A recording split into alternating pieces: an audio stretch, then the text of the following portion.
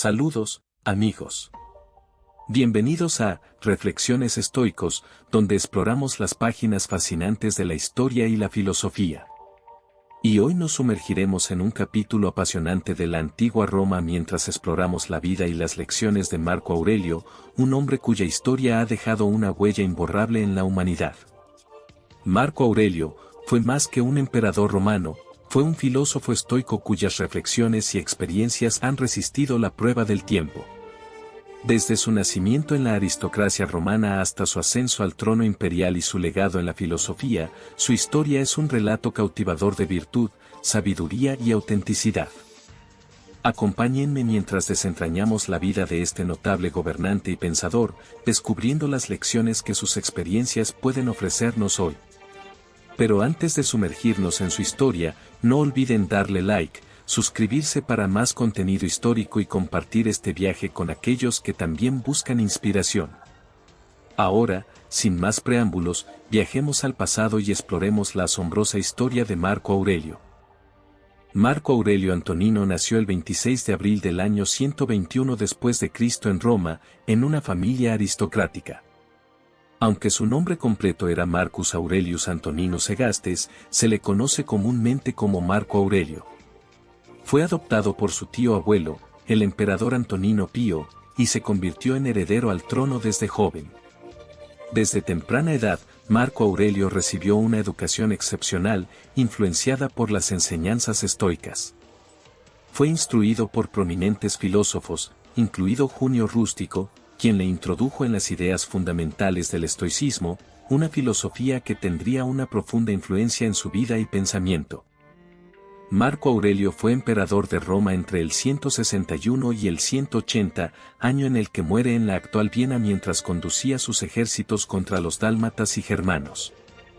Es el último emperador del periodo de oro del imperio, cuando se acercaba el ocaso de la Pax Romana. Es también un filósofo representante del estoicismo romano por los escritos que nos dejó bajo el título general de sí mismo que puede traducirse como pensamientos, o meditaciones, o quizás mejor, soliloquios. No es una excepción que escribiera en griego, sino la regla de las élites romanas del siglo II. Dirigidas a él, o en su periodo, se escriben las principales apologías de los autores cristianos, que también escriben en griego, Justino, Tasiano, Atenágoras, Teófilo. Muchos estudios han analizado la figura de este emperador en relación con los cristianos desde el punto de vista político, religioso, jurídico o referido a la historia de las persecuciones. El propósito del presente artículo es volver a hacer una lectura de los escritos filosóficos de Marco Aurelio comparando su visión de los hombres y del mundo con la que tenían sus súbditos cristianos, con los cuales sobrellevó un conflicto político y una contraposición de mentalidad. Encontraremos las ideas de quien debía tratar administrativamente las sentencias a muerte con las de aquellos cristianos, raros y pertinaces incrédulos de la religión oficial. El análisis de los pensamientos de Marco Aurelio nos servirá para contrastar la literatura cristiana con aquella de un funcionario romano que se sentía responsable de mantener al mismo tiempo el poder militar y la tolerancia cultural del imperio. La moral romana. Crítica al cristianismo y coincidencias.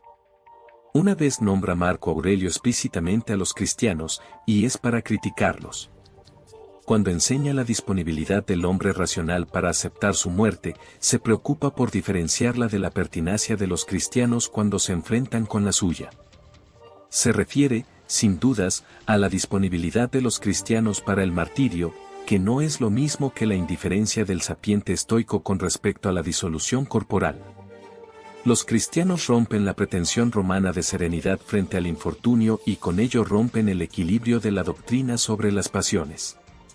Por otra parte, los cristianos manifiestan seguridad con respecto a la realidad transmundana, mientras el romano muestra su incertidumbre sobre el territorio que se encuentra más allá de la muerte. Así se expresa. El estoico no aduce consecuencias morales por el conocimiento que se pueda tener del destino del alma después de la muerte. El horizonte moral está en los círculos trazados dentro de esta naturaleza de la que disponemos y a la que nos debemos. Discuten los historiadores si la referencia a los cristianos como amantes de la riña política se dirige especialmente al grupo de los montañistas, particularmente exaltados contra las costumbres romanas, o si lo hace en general. Cualquiera sea la opción, se trata de dos sentimientos opuestos frente a la muerte. Una idea de Marco puede estar a favor de los cristianos, aquella que impone a cualquier hombre evitar por completo hacer algo que te obligue a transgredir tu fe. 3.7.1, donde fe, pistis, pudiera ofrecer una puerta para el respeto de la subjetividad que sostiene la pertinacia de los mártires. Sin embargo, esta aserción puede ser entendida como el lenguaje del sabio estoico que sabe sostener sus creencias y no hay otro indicio para acercarla a la visión cristiana. Hay otras coincidencias de léxico y de temática entre Marco y los escritos de los cristianos. El emperador filósofo no defiende la costumbre de los banquetes con vomitorios, más bien la satiriza y condena. 6.30.11. Enseña a apartarse de todos los groseros placeres corporales. 11.18.2 y a mantenerse inmune de las atracciones y pasiones propias del lujo. 9.1.6. Repudia lo que considera degradación en los placeres sexuales y homosexualidad. 1.16.7. Y hasta declara a su augusto antecesor Nerón un títere de las pasiones. 3.16.3, sin preocuparse por defender el establishment de la casa imperial. En coincidencia parcial con el cristiano pastor de Hermas y con los evangelios, desaconseja acumular bienes raíces y casas de campo, y recomienda reposar en la propia alma. 4.3. Llega a decir que siempre es bueno omitir el placer. 8.10. Se recordará que estas ideas y críticas pueden encontrarse en Séneca y otros romanos, especialmente en Epicteto, principal inspirador de nuestro hombre. En la persona y el ámbito del emperador Marco Aurelio eran normas reales de conducta. Como en casi todos los emperadores del siglo II, la casa imperial practicaba y enseñaba moderación y autocontrol. Al menos ellos no son los representantes de la disolución moral de los gentiles, después se diría, paganos, contra los que escriben los apologistas cristianos.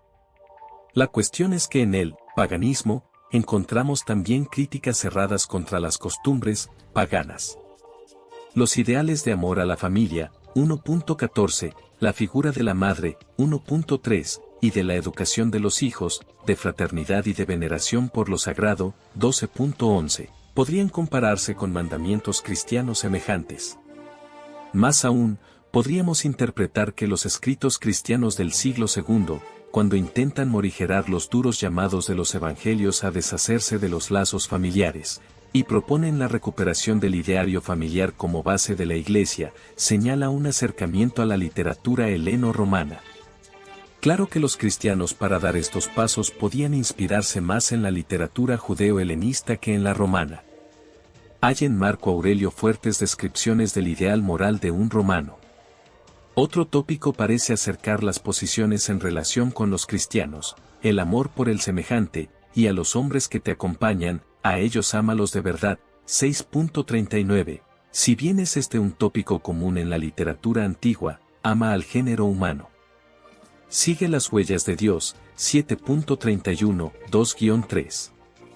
En algún momento se acerca al lenguaje bíblico, cuando inicia una lista de las propiedades del alma racional con el amor a los prójimos. 3 de enero de 11. Y se acerca todavía más al contenido de las enseñanzas cristianas, al decir lo propio del hombre es amar también a los que le ofenden. 7.22.1. Sin embargo, Marco Aurelio no discute con los cristianos, ni estos con los escritos del emperador. Las visiones éticas de uno y otros no encuentran un terreno común para medirse entre sí. Las coincidencias de léxico y de contenido no pueden ocultar la extrañeza de una cosmovisión respecto de la otra.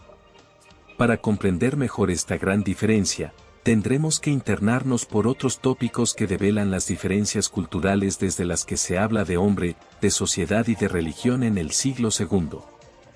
Y con esto, cerramos otro capítulo en Reflexiones estoicos. Explorar la vida y las enseñanzas de Marco Aurelio ha sido un viaje inspirador. Su legado, marcado por la virtud y la filosofía estoica, sigue resonando a lo largo del tiempo. Antes de partir, quiero recordarte que la historia de Marco Aurelio no solo es un relato del pasado, sino un faro que ilumina nuestro presente. Sus lecciones sobre la virtud, la calma interior y la aceptación resuenan hoy más que nunca. Si este video te ha ofrecido alguna perspectiva valiosa, te invito a darle like, suscribirte para más contenido significativo y compartir con aquellos que también buscan inspiración. Recuerda, cada día es una oportunidad para cultivar la paz interior y la autenticidad. Agradezco tu tiempo y dedicación.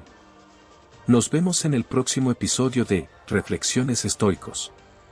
Hasta entonces, mantente enriquecido con sabiduría y vive con propósito.